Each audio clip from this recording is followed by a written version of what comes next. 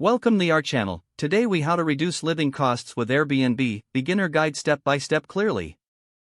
To reduce living costs with Airbnb, begin by understanding your local market. Research neighborhoods that offer lower average rental rates. Explore listings in those areas to identify affordable options.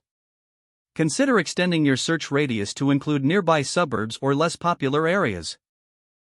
Look for properties that offer whole home rentals instead of shared spaces.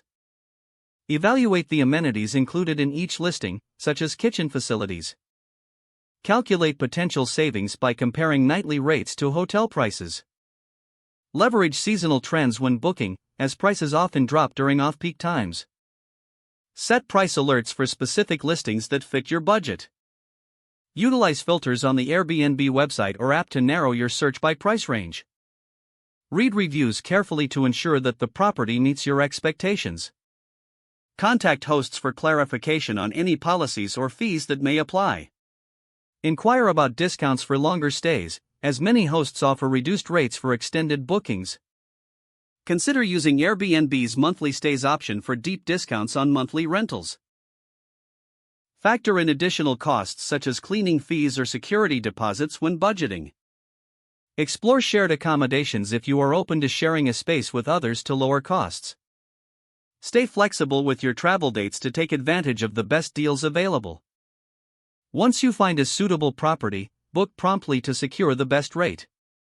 Keep an eye on any changes in your travel plans, as some hosts offer free cancellation policies. Lastly, remember to create a budget that includes transportation, dining, and other living expenses while traveling.